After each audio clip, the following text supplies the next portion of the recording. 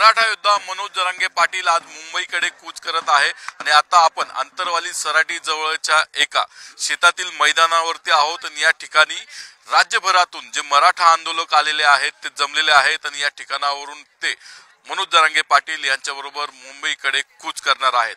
यामध्ये युवक आहेत, ज्येष्ठ नागरिक आहेत, तरुण मुलं देखील आहेत आणि पूर्ण तयारीनं ते या ठिकाणी दाखल झालेले आहेत। आपण त्यांच्याशी चर्चा करूयात, कुठनं आलेत ते आणि काय तयारी करून आलेले आहेत।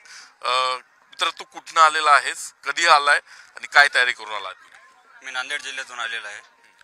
पूर्ण ताकदीने आम्ही तयारी करून आलेलो आहोत। जरी काय कमी पडलं तर आम्ही गावाकडून मागवणार आहोत। गाव पण सज्ज आहे, आम्ही गावातून 20 ते 25 जण आलेलो आहोत।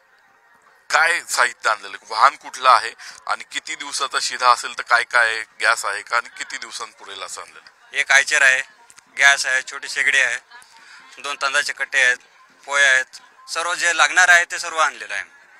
आयशर म्हणजे ट्रॅक्टर आहे की ट्रक आहे? आयचर ट्रक। हां, आता हा युवकाची प्रतिक्रिया ऐकली, त्यांच्याबरोबर एक ज्येष्ठ नागरिक आहेत, मराठा कार्यकर्ते आहेत। तुम्ही देखील मनोज जरांगे पाटील यांच्या आता आज जो मुंबईकडे मोर्चा निघणार आहे त्यात सहभागी होणार आहेत।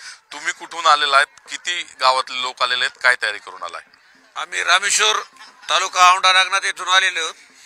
आम्ही 10 ते 12 जण आलेलो आहोत। आम्ही सर्व जे साहित्य लागतंय ते समजा सर्व आम्ही घेऊन आलो सोबत। किती दिवसांच्या तयारीने आलेल्या आहेत आणि काय आता तुमचा निश्चय आहे? शेवटपर्यंत, जोपर्यंत मनोज दादा सांगित नाही तोपर्यंत आम्ही तिथेच थांबणार। मनोज दादांना साथ देण्यासाठी आलेले आहेत। काही साहित्य कमी पडले तर गावाकडनं मागवण्याची तयारी